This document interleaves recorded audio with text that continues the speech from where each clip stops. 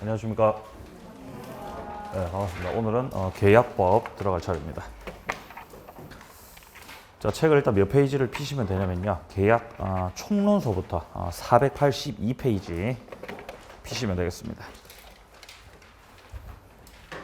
자, 이제 물권법을 지나서 계약법으로 들어왔고요. 계약법은 크게 두 파트로 나눠집니다. 총론과 계약 총론과 그리고 계약 강론으로 나뉘어져 있습니다.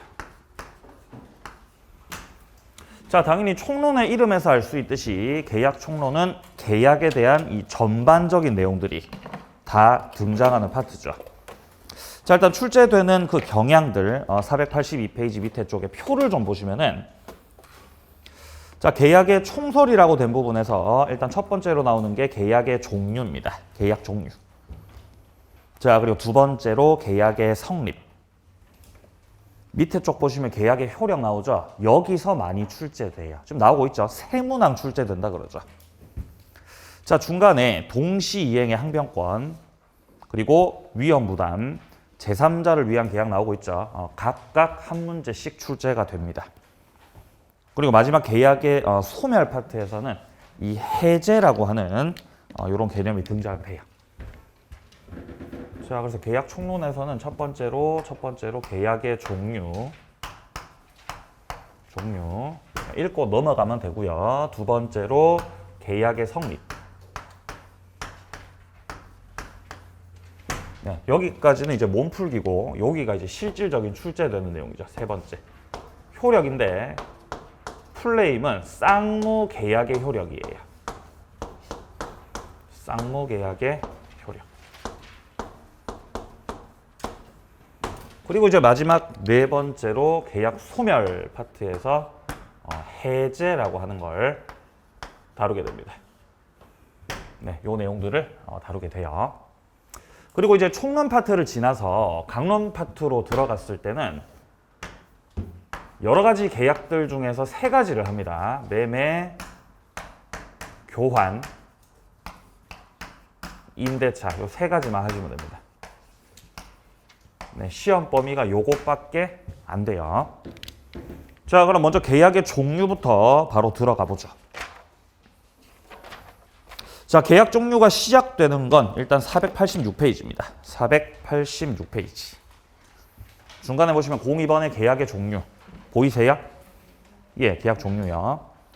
자, 밑에 전형 계약과 비전형 계약이 나와 있습니다. 몰라도 되는 개념입니다. 자, 오른쪽 네모 2번. 쌍무 계약과 편무 계약. 자, 쌍무 편무에서 이 무가 뜻하는 건 채무죠, 채무. 그러니까 쌍무 계약이라고 하면은 채무가 2개라는 거고 편무 계약은 채무가 1개라는 거죠. 자, 여기서 아셔야 되는 건 쌍무 계약 안에 들어왔을 때 양괄호 2번에서 설명하고 있습니다. 매매, 교환, 임대차. 우리가 계약 강론 파트에서 다루게 되는 이 세 가지 계약들 전부 다 쌍무 계약이라는 거예요. 자, 반면에 밑에 편무 계약이요. 이거는 채무가 1개밖에 없다는 거죠. 양괄호 2번에 보시면은 뭐 증여라던가 증여는 주는 쪽과 받는 쪽이 있기 때문에 주는 쪽만 채무가 있고 그리고 사용대차 같은 경우는 임대료 안 받고 공짜로 빌려주는 거예요. 그러니까 역시 빌려주는 쪽만 채무가 있다는 거죠. 그리고 무이자 소비대차자다예요. 이자를 안 받죠. 돈을 역시 빌려주는 쪽만 채무가 있다라는 것입니다. 자, 뒤로 넘어가세요. 구별의 실익. 자, 쌍무계약은 쌍방의 채무가 서로 맞대응하는 관계에 있기 때문에 여기서 동시이행의 항변권 그리고 위험부담의 문제가 성립하게 된다. 자, 계약 강론 파트에서 다루게 되는 매매, 교환, 임대차 이 세 가지 계약들이 전부 다 무슨 계약이라고요? 쌍무계약이라는 거죠. 쌍무계약. 그리고 우리 책에서 지금 설명하고 있지만 쌍무계약에서만 적용되는 법리가 있다는 거예요. 쌍무일 때만 적용되는 법리가 동시이행의 항변권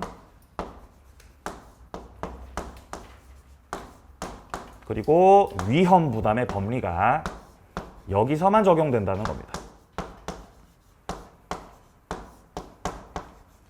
종합해보면 동시이행의 항변권과 위헌 부담은 어떤 계약에서는 성립이 안 된다는 거죠? 편무에서는 안 된다는 거죠. 쌍무에서밖에 안 됩니다.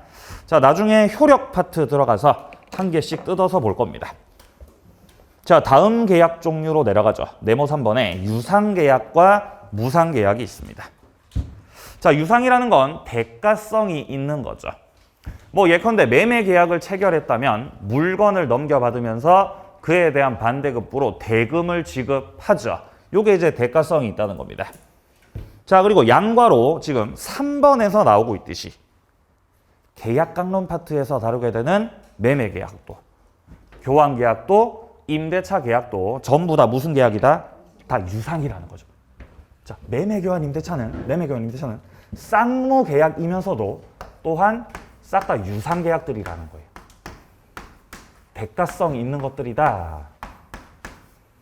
자, 그러면 반대로 무상이라는 건 대가성이 없다는 거죠. 공짜라는 거죠. 공짜.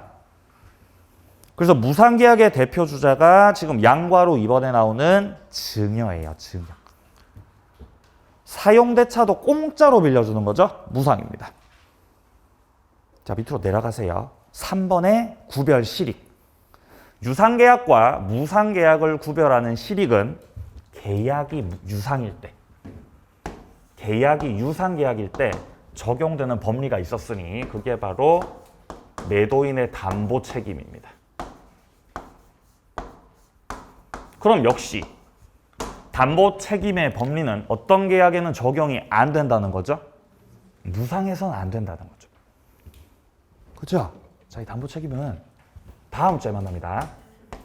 자, 얘는 다음 주에 만나요. 네, 기대하셔도 좋아요. 다음 주. 오늘은 못 가요, 저까지. 자, 그다음에 자, 오른쪽 페이지 가서 네모 4번이요. 자, 또한 계약은 낙성 계약도 있고 요물 계약도 있습니다. 자, 낙성 계약이라는 건 당사자 합의만 있으면 성립하는 계약들이죠. 민법에서 등장하는 대부분의 계약들은 다 낙성이에요. 그러니까 양과로 이번에 나오듯이 매매도, 교환도, 임대차도 다 낙성 계약들이죠. 자, 반면에 밑에 2번이요. 요물계약. 요물계약은 청약 승낙만 가지고는 성립하지 않고 별도의 이행, 물건의 인도, 현실적 급부 이런 게 있어야 성립하는 게 바로 요물계약입니다. 요물계약은 몇 개 안 되니까 외우시라 그랬죠. 기억나세요? 요물계약 뭐가 있어요? 대표적으로. 네, 계약금 계약 맞아요. 계약금 계약 있죠. 그러니까 계약금을 준다고만 해가지고는 성립하지 않는 거예요. 아, 선생님 제가 계약금을 드리겠습니다. 계약금 드리겠습니다. 만 가지고는 안 되고 계약금을 줘야 돼요. 계약금이 들어가야 성립해요. 그래서 요물이라는 거예요. 그쵸? 또 뭐 있어요? 요물 계약하면. 네, 맞아요. 현상 광고예요. 현상 광고. 오늘 느낌 괜찮은데요? 자, 현상 광고 계약도 요물 계약이죠. 자, 이 두 가지는 필수적으로 알고 계셔야 되고 좀 더 추가를 하자면은 대물 변제. 요것도 요물 계약이에요. 대물 변제와 관련된 계약들. 대물 변제라고 하면 물건으로 대신 갚겠다는 거거든요. 그러니까 물건을 줘야 돼요. 그래야 성립을 한다는 거죠. 보증금 계약. 이것도 요물 계약이에요. 이 이상의 요물 계약은 시험에 절대 안 나옵니다. 이 네 가지 알고 계시면 더 이상 알 필요 없어요. 자, 그럼 결론적으로 우리가 계약 강론 파트에서 다루게 되는 매매, 교환, 임대차 이 세 가지 계약은 싹 다 쌍무 계약이고 그리고 유상 계약이고 마지막으로 낙성 계약이죠. 그죠? 다 낙성 계약. 자, 그리고 쌍무 계약과 유상 계약의 관계를 보면은 민법상 존재하는 모든 쌍무 계약은 유상 계약이다. 네, 이러면은 맞는 말이죠. 근데 유상 계약이라고 해서 그게 다 쌍무냐라고 하시면 그거는 아닙니다. 그러니까 쌍무가 넓은 개념, 유상이 넓은 개념. 뭐가 더 넓은 개념이죠? 그렇죠. 유상이 넓은 개념이죠. 그렇죠? 유상이 넓은 개념이에요. 그러니까 유상 계약이라는 바운더리 안에 요 안에 쌍무가 들어가 있는 거예요. 그러니까 쌍무는 다 유상이라는 거죠. 유상 계약 속에 들어가는 것들 중에서 쌍무 말고 편무도 일부 존재하기 때문에 이런 관계가 성립하게 되는 것입니다. 자, 이것과 관련된 것은 488페이지 밑에 쪽에 나오고 있어요. 쌍무 계약과 유상 계약의 관계. 양괄호 1번의 둘째 줄 파란 색깔 부분. 쌍무 계약은 모두 유상 계약이다. 반면 그 밑에 줄 오른쪽 모든 유상 계약이 쌍무 계약이라고 할 수는 없다는 것이에요. 자, 이까지가 계약의 종류였습니다. 자, 그럼 이제 계약의 성립으로 넘어갑니다. 계약 성립.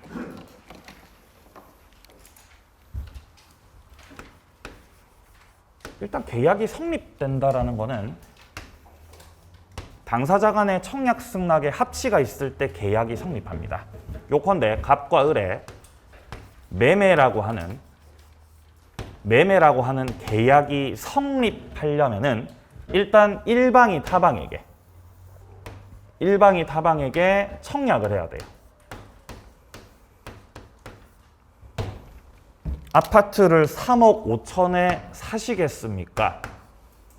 3억 5천에 사시겠습니까? 갑 쪽에서 청약을 하고 여기에 대응해서 을이 매수하겠습니다.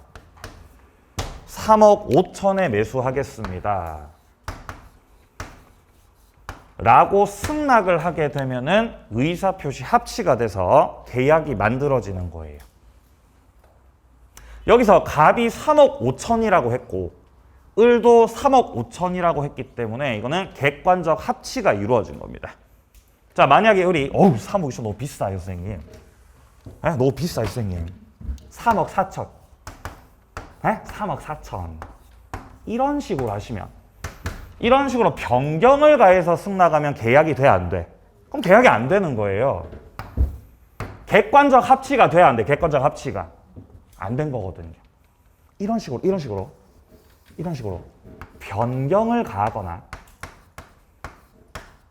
조건부로 승낙을 하게 되면 계약은 성립하지 않는 거죠. 단 이거를 뭘로 볼 수 있죠? 새로운 청약으로. 3억 4천 해주시면 제가 매수할게요. 이게 새로운 청약이라는 거죠. 자, 그래서 이때는 계약이 성립하지 않지만 갑이 알겠어요. 자, 그러면 3억 4천으로 할게요. 라고 갑이 다시 뭐를 하면? 네, 승낙을 하면 그러면 계약이 만들어진다는 거죠. 객관적 합치에 의해서. 자, 그래서 밑에 01번의 서설에 보시면 합의라고 되어 있고 괄호 속에 보시면은 객관적 합치 그리고 주관적 합치가 나오고 있죠. 자, 1번 봅니다. 계약은 서로 대립되는 의사표시 합치로 성립하게 되는데 쌍방의 의사표시가 합치되기 위해서는 의사표시가 내용적으로 일치가 돼야 된다. 이게 객관적 합치입니다. 3억 5천이든 3억 4천이든 그 가액에 대해서 계약의 내용이 합치가 돼야 된다는 거예요. 자, 그리고 누구와 거래할 건지에 대해서는 이를 주관적 합치라고 해요. 갑이 애초에 청약을 했던 건 을한테 청약을 했는데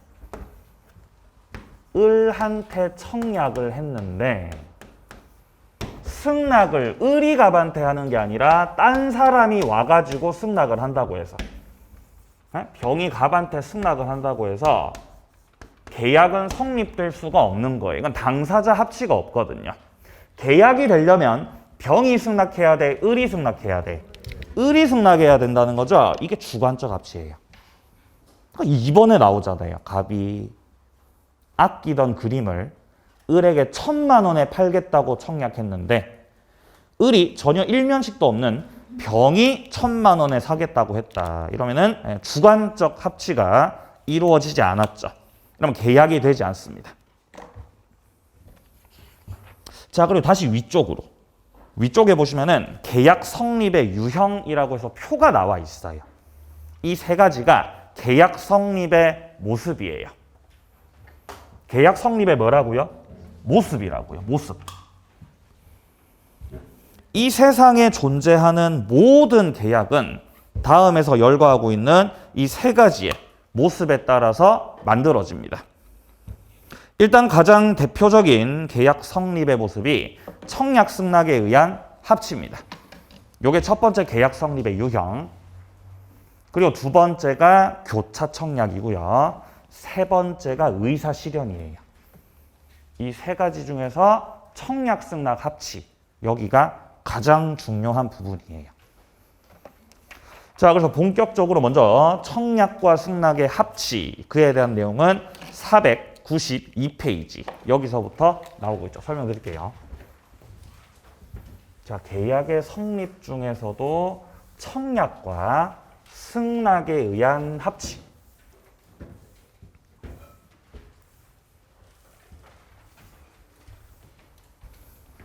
일단 계약이 되려면 청약부터 시작해야죠. 청약을 해야 돼요. 근데 청약이라고 하는 거는 의사표시인데 그냥 의사표시가 아니라 구체적이어야 되고 그리고 확정적이어야 합니다. 구체적이고 확정적인 의사표시. 이게 청약이라는 거죠. 그러니까 여기서 구체적이라는 거는 뭐를 제시하고 있는 거죠? 가격 제시하고 있는 거예요. 가격을 제시하면 구체적인 의사표시가 돼요. 그러면 청약이라고 할 수 있는 거예요. 아까 전에 계약이 만들어졌을 때 요컨대 갑이 을한테 청약을 했을 때 처음에 갑이 을한테 청약할 때 3억 5천에 팔겠습니다. 라고 가격 제시를 했죠. 그러니까 이게 청약이 되는 겁니다.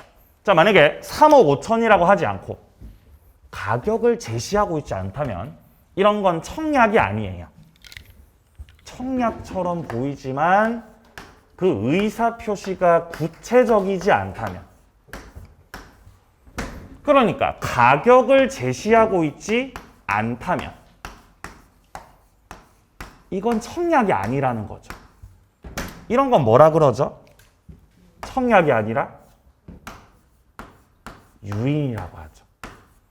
네, 이런 걸 유인이라고 해요. 자, 그래서 먼저 개념해 보시면은 양괄호 1번 청약은 거래 조건에 관한 구체적이고 그리고 확정적인 의사표시를 말한다. 자, 밑으로 내려가세요. 2번 파란색 2번 청약의 유인. 어떤 자로 하여금 청약을 해오도록 유인해서 끌어들이는 것. 이게 유인이에요. 상대방으로 하여금 가격 제시를 해오도록 끌어들인다는 거죠. 청약이 아닙니다, 이건. 자, 양괄호 2번 해보세요. 갑이 집을 판다고 여러 사람에게 청약에 유인을 했습니다. 얼마에 팔겠다고 한 게 아니라 그냥 팔겠다고 하신 거죠. 이게 유인이라는 거예요. 구체적이지 않다는 거죠. 그리고 여기에 대해서 을이 제가 3억에 살게요. 제가 3억에 매수하겠습니다. 라고 을이 하셨으면 이게 청약이라는 거죠. 여기에 대해서 갑이 다시금 승낙을 해야 계약이 성립하는 겁니다. 양괄호 3번 아파트 분양 광고, 아파트 공사 입찰 공고 이런 것들은 청약의 유인이라는 거죠. 가격을 제시하고 있지 않습니다. 자, 그리고 오른쪽 파랑 색깔 3번 확인하세요. 청약의 상대방. 청약은 누구에게 해야 되는 것이냐? 청약은요, 특정인에게 할 수도 있고 특정인에게 청약을 할 수도 있고, 그리고 불특정 다수를 상대로도 청약을 할 수 있습니다. 불특정 다수에게도 청약하는 것이 가능하다라고 나와 있죠. 확인하세요. 자, 그리고 밑에 4번입니다. 청약의 효력 발생 시기. 자, 첫째 줄 확인합니다. 청약은 의사 표시로서 상대방에게 도달한 때 효력이 생겨요. 그래서 이게 바로 의사 표시의 원칙, 도달주의입니다. 도달주의. 배달이 됐을 때 효력이 생기는 겁니다. 의사 표시가 도착했을 때. 자, 둘째 줄입니다. 격지자 간의 청약. 격지자 간의 청약이죠. 발송한 때 효력, 도달한 때 효력. 도달한 때. 아니, 격지자는 발송 아닙니까? 아니요. 도달한 때. 도달한 때입니다. 싹 다 도달이에요.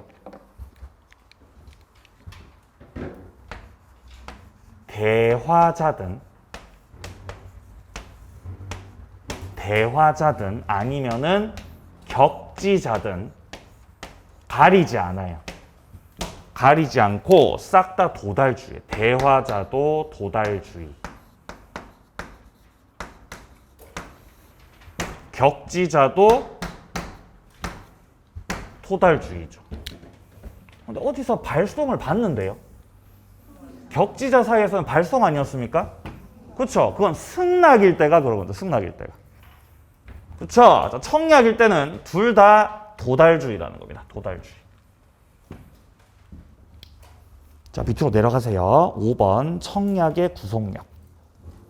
자, 527조에 나오듯이 청약은 철회하지 못합니다. 상대방에게 청약의 의사표시가 도달되고 나면은 철회를 못해요. 철회 못합니다. 제멋대로 철회하면 안 돼요. 자, 갑이요, 을한테 청약을 했어요. 응? 야, 내 자전거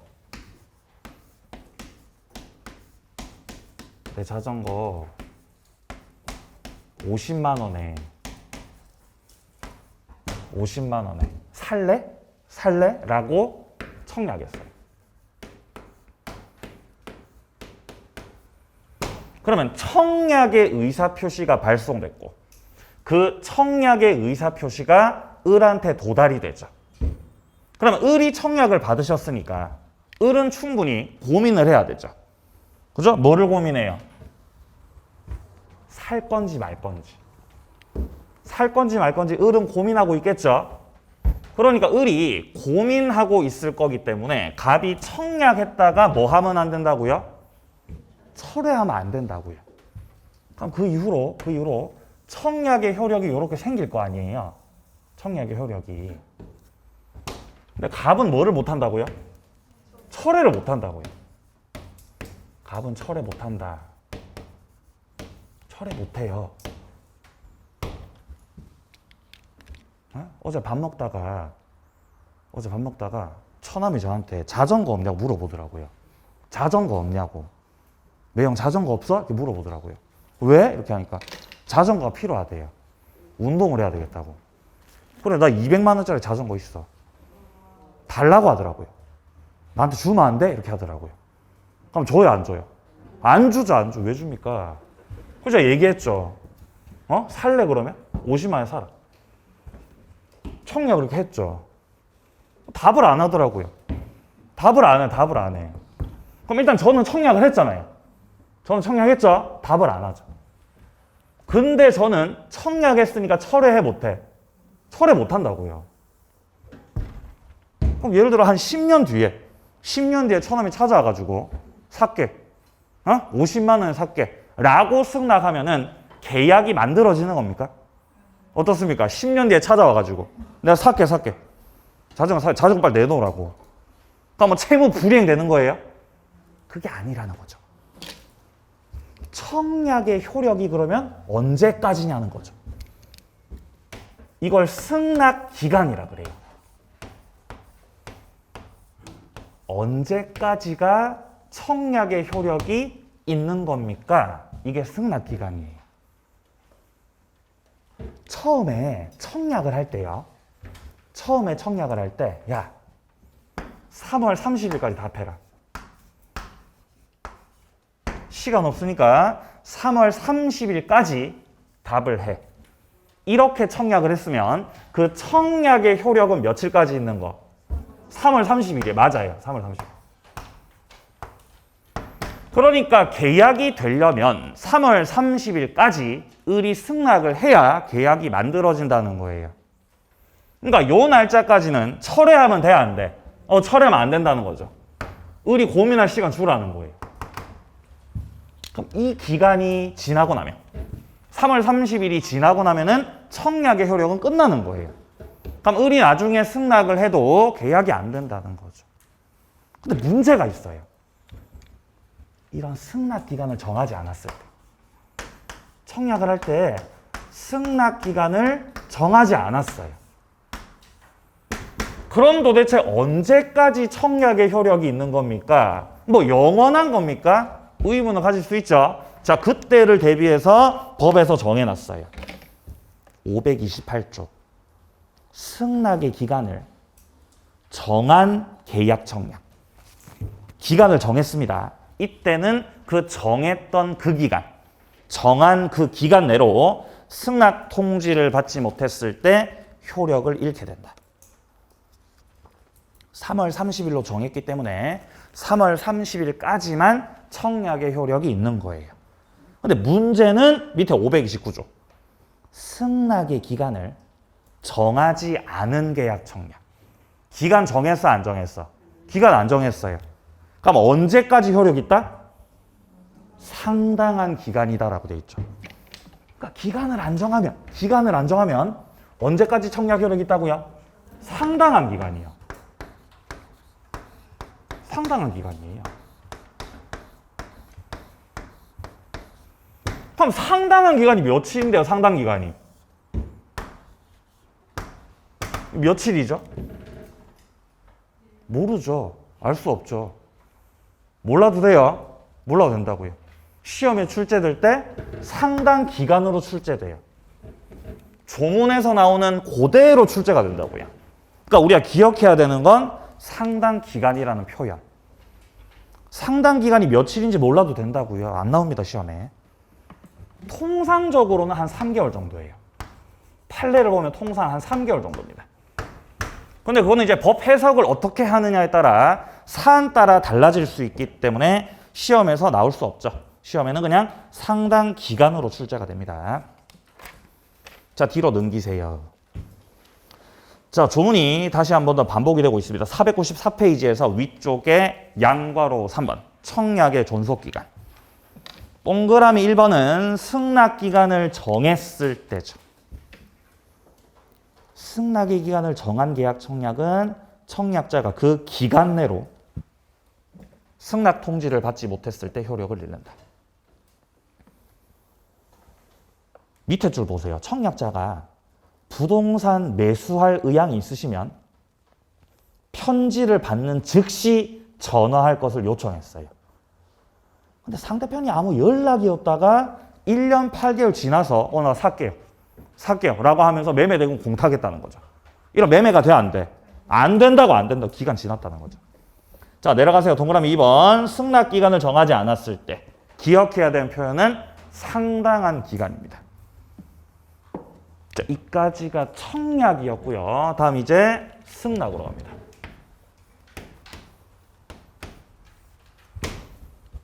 승낙은 청약과 대응해서 계약이 만들어져야 하기 때문에 승낙도 구체적이죠. 그리고 승낙도 확정적인 의사표시예요. 네, 이 지점은 청약과 다르지 않습니다. 1번 개념에 나오고 있죠. 1번 개념에 청약에 응해서 계약을 성립시킬 것을 목적으로 하는 확정적 의사표시다. 자, 밑으로 내려가세요. 2번. 승낙의 상대방. 승낙은 누구한테 해야 된다? 청약자한테 해야 된다. 승낙은 누구한테 해야 된다고? 청약자한테. 나한테 청약을 해왔던 그 사람한테 승낙을 해야 된다고요. 청약을 할 때는 불특정 다수한테도 할 수 있었죠.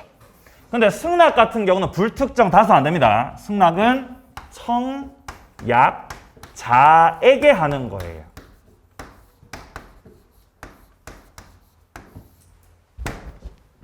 불특정 다수? 그거 안 돼요. 불특정 다수, 그거 안 된다. 확인하시고요. 자, 양과로 2번에 나오고 있죠. 청약의 상대방은 불특정 다수라도 무방하지만 승낙은 반드시 특정인에게 해야 된다는 점에서 차이가 있다. 오른쪽 갑니다. 3번 조건부 승낙. 변경을 가하거나 조건 붙여 승낙을 했을 때는 일단 계약이 만들어지지 않습니다. 다만 이런 것들을 새롭게 청약을 한 걸로 보는 거예요. 50만 원에 살래? 50만 원에 살래? 이렇게 청약을 했죠. 근데 승낙을 하는데 이렇게 승낙하는 거죠. 왜 그래? 30만 원 해주면 내가 살게. 30만 원 해주면 내가 살게. 이거는 승낙한 거예요? 승낙 안 한 거예요? 승낙한 거 안 한 거? 승낙한 거예요. 이거 승낙 써놨잖아요. 그죠? 30만 원 해주면 살게. 이게 바로 무슨 승낙? 조건부. 맞아요. 느낌 괜찮은데요? 조건부 승낙. 혹은 변경을 가한 승낙이라는 거죠. 그러니까 사기는 살 건데 30만 원 해주면 사겠다는 거죠. 이게 조건부 승낙이죠. 그럼 계약이 성립돼? 안 돼? 성립 안 되죠. 금액이 안 맞잖아요. 갑은 50이라 그랬는데 을은 30이래잖아요. 하지만 이거를 뭘로 본다고요? 새로운 청약으로 본다는 거죠. 그럼 이 을의 새로운 30만 원이라고 하는 새로운 청약에 대해서 계약이 만들어지려면은 갑이 다시 뭐 해야 된다? 다시 승낙해야죠.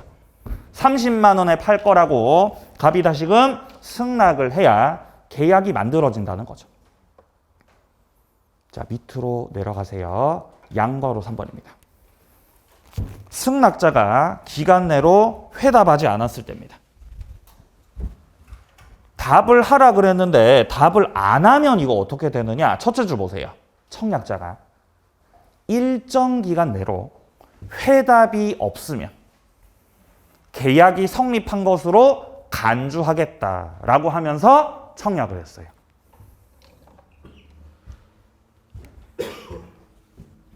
야, 이거 자전거 야, 자전거 200만 원짜리란 말이야, 천아. 200만 원짜리거든? 내가 딱 절반 100만 원만 받을게. 내가 100만 원만 받을게, 천아.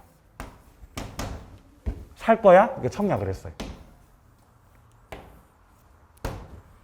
답을 했다고, 답 안 했다고? 답 안 했다고요.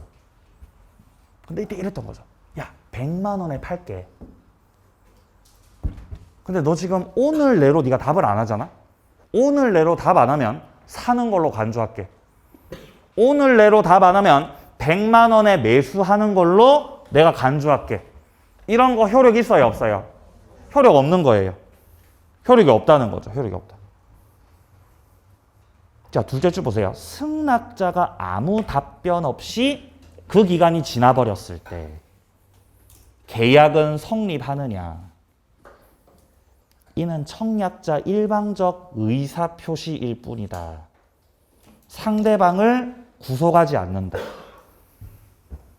그 기간이 지나면 청약은 실효되고 계약은 불성립한다라는 거예요. 우리가 결혼을 할 때도 결혼도 계약이잖아요. 결혼 계약 맞아요? 결혼 계약이에요. 결혼 계약이에요. 진짜 계약 맞아요.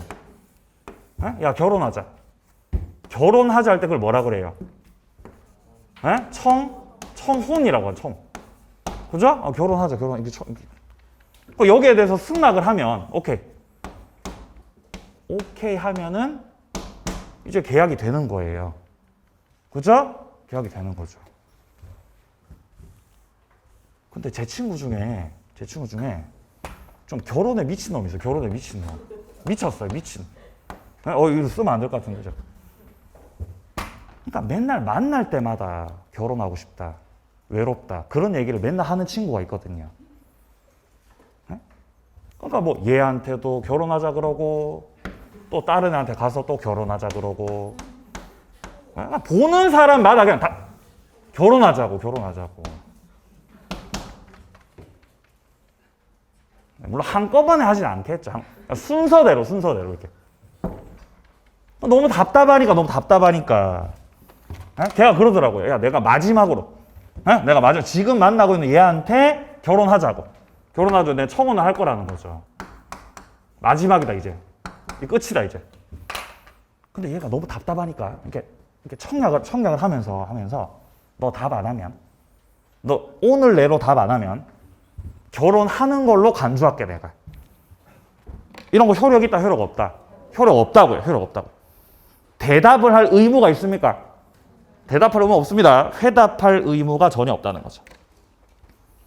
자, 밑으로 내려가세요. 4번입니다. 승낙 기간. 자, 양괄호 1번하고 양괄호 2번에서 나오고 있는 건 연착이라는 개념입니다. 연착. 자, 여기가 조금 어려워요. 설명할게요.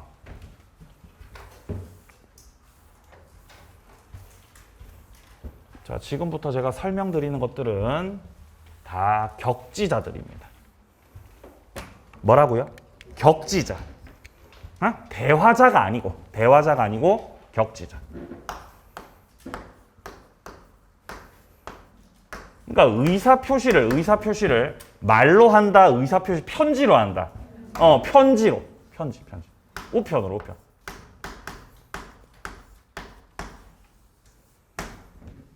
갑이 일단 청약을 했어요. 아파트 사라. 응? 아파트를 3억 5천에 팔겠다라고 갑이 청약을 했습니다.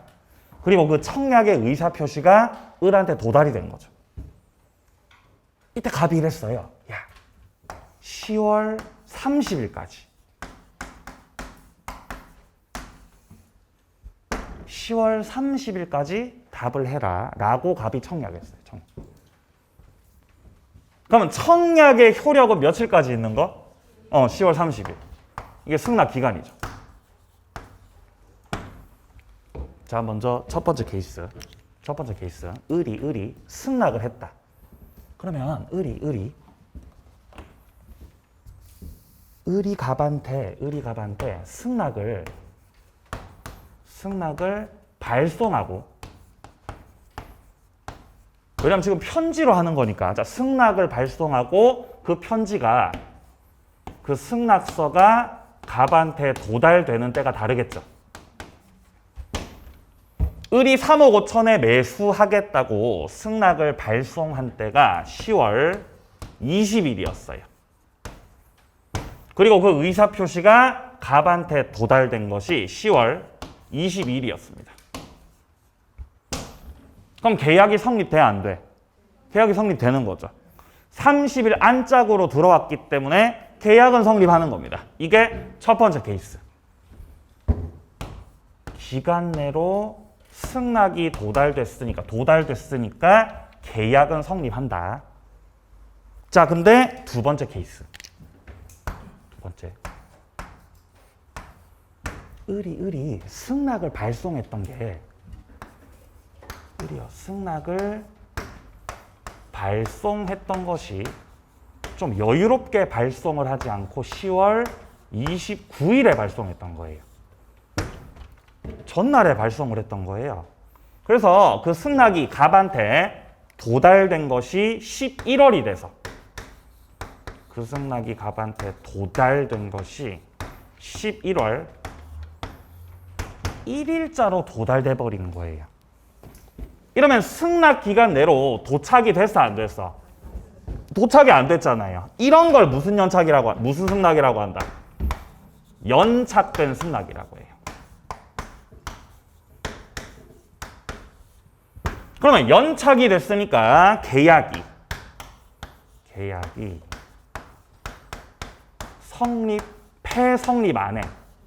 성립 안 해요. 계약이 성립되지 않는 거 늦어버린 거죠. 다만 연착됐더라도 갑이 승낙서를 11월 1일자로 받으셨죠?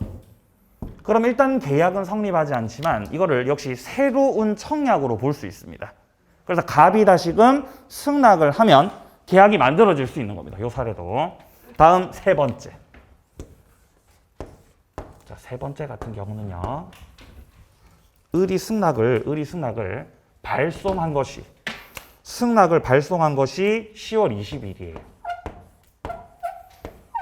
자, 10월 20일에 승낙서를 발송했고 그것이 도착한 것이 11월 1일이었던 거죠.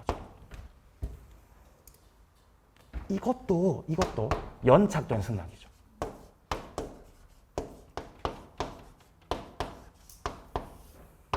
파랑 색깔도 연착된 승낙이고 빨강 색깔도 연착된 승낙이에요. 근데 위에 연착하고 밑에 연착은 달라요. 위에는 왜 연착이 됐어요? 늦게 보내서 늦게 도착된 거죠. 이거는요. 늦게 보냈다, 여유롭게 보냈는데 늦게 도착된 거죠. 그래서 이런 연착을 사고 연착이라고 해요. 그러니까 사고가 터졌다는 거죠. 사고가. 우체국의 잘못으로 인해서 사고가 터졌다는 거예요. 그럼 이 위의 연착은 무슨 연착이겠어요? 그냥 연착. 파랑 색깔 연착은 그냥 연착이라고. 늦을만 해서 늦으신 거라고요. 근데 빨강 색깔은 무슨 연착? 사고 연착이요. 이게 효력이 다릅니다. 그냥 연착에서는 계약은 성립하지 않았다. 그러나 연착된 승낙을 새로운 청약으로 볼 수 있다. 그게 끝인데 사고로 인한 연착에서는요. 여기서는 최초로 청약을 했던 갑에게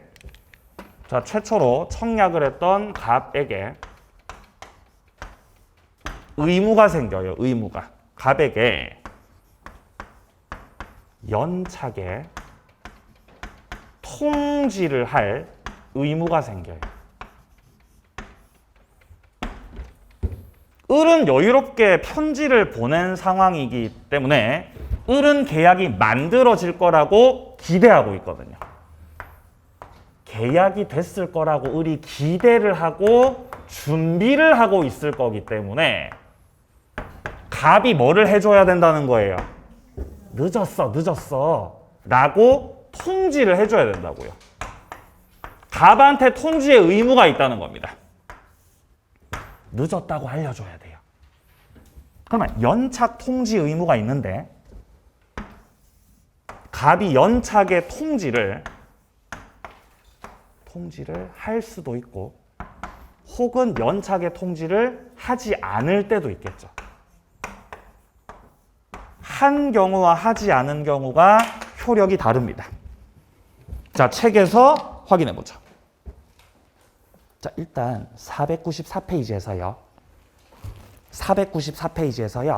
중간에 조문 박스 보이세요? 조문 박스. 자, 여기서 528조 보세요.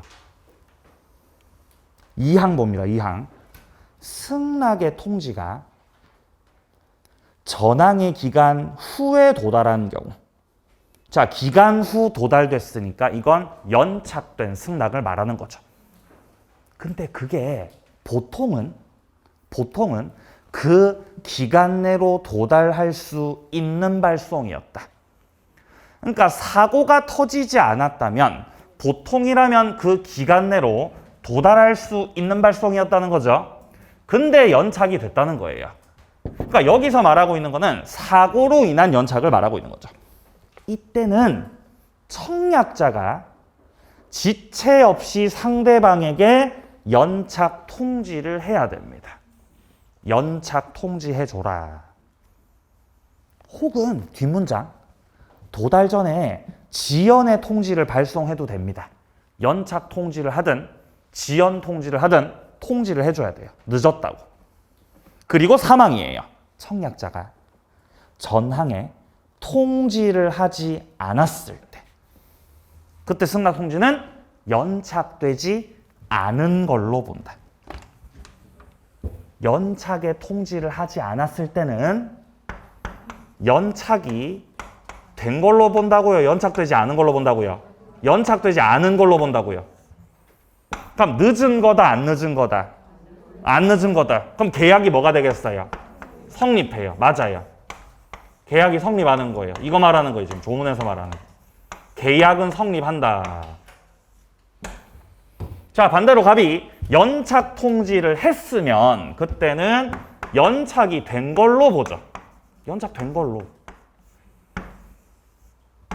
그럼 계약은 성립해, 성립 안 해? 성립 안 해요. 연착 통지했으면 성립 안 해요. 너 말고 다른 사람이 이미 사겠다고 했기 때문에 너한테 안 팔 거야. 늦었잖아. 계약은 성립 안 된다는 거죠. 근데 그 통지를 하지 않게 되면은 계약은 성립하게 된다. 자, 오른쪽 페이지로 다시 오셔가지고요. 자, 밑에 495페이지에서요. 밑에 쪽 승낙 기간에서 양괄호 1번 통상 연착. 이게 그냥 연착이죠. 이게 무슨 연착이라고요? 그냥 연착. 그러니까 늦을만 해서 늦은 거. 승낙 기간이 있는 경우에 그 기간 내로 승낙 통지가 도달하지 않으면은 계약은 청약의 효력을 잃는다. 따라서 계약은 성립되지 않는다. 확인하시고요. 자, 그리고 양괄호 2번도 확인하세요. 사고로 인한 연착입니다.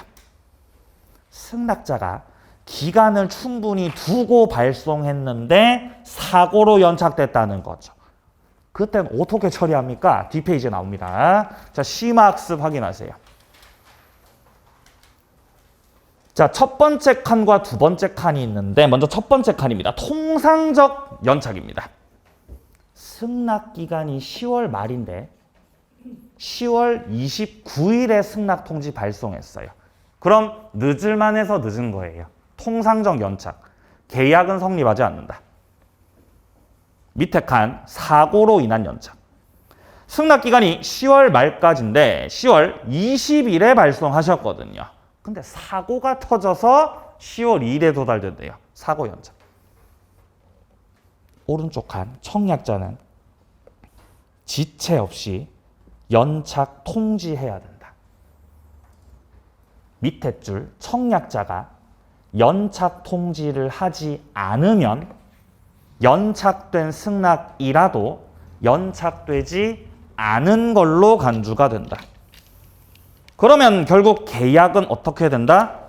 성립한다. 한 가지 더. 효력 발생 시기. 효력 발생 시기. 일단 아까 설명드렸던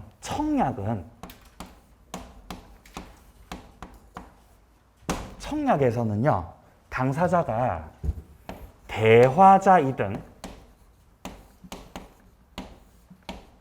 격지자이든 싹 다 언제 효력이 생긴다 그랬죠? 도달한 때. 청약에서는 대화자도 도달주의. 격지자라도 청약에서는 다 도달주의입니다. 도달이 됐을 때 효력이 생기는 것입니다. 근데 여기서 우리가 알아야 되는 건 승낙이에요. 자, 승낙에서는 도달이다, 발송이다. 격지자일 때가 발송이죠. 자, 승낙이라도 대화자일 때는 역시 도달주의예요.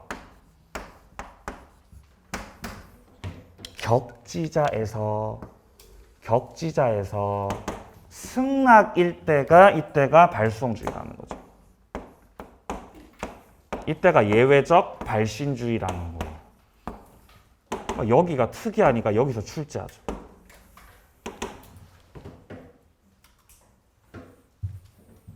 어차피 승낙 기간 동안은 10월 30일까지는 최초 청약을 했던 갑은 최초 청약을 했던 갑은 청약의 의사표시를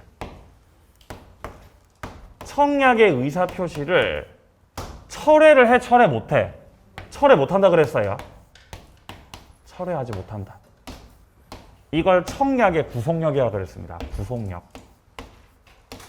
갑은 어차피 10월 30일까지는 철회를 못하기 때문에 그 효력 발생 시점을 도달 시점으로 하지 말고 계약을 좀 더 빨리 만들기 위해서 격지자 사이에서는 이렇게 발신주의를 취하고 있다는 겁니다.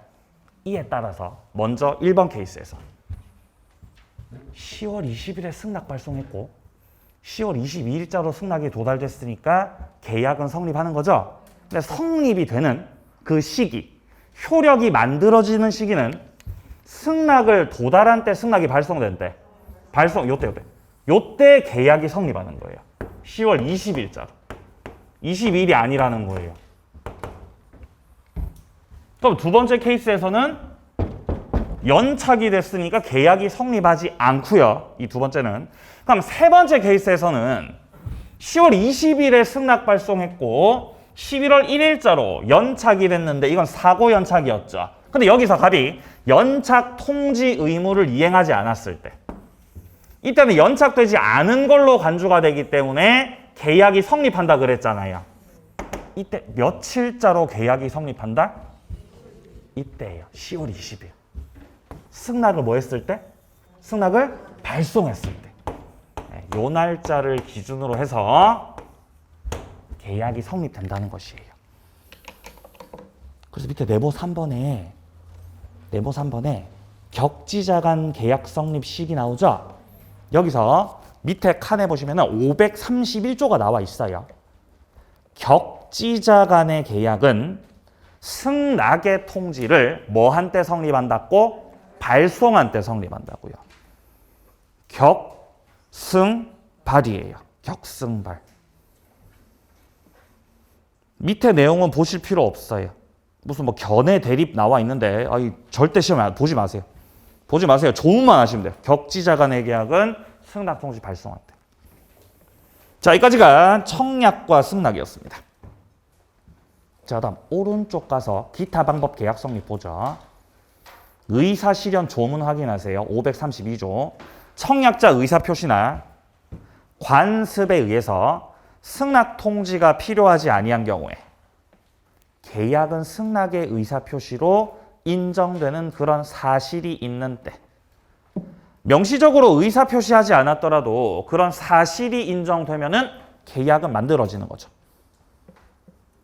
자, 밑으로 내려가세요. 네모 2번 교차 청약 533조. 당사자 사이에 동일한 내용의 청약이 서로 교차가 되고 있다. 이때는 따로 승낙할 필요 없습니다. 양 청약이 다 도달했을 때 계약은 성립됩니다. 자, 여기까지가 계약의 성립이었고요. 자, 뒤에 약관은 다음 과정에서 볼 겁니다. 자, 넘기시고요. 조금 쉬었다가 501페이지 계약 체결상 과실 책임 보도록 하겠습니다.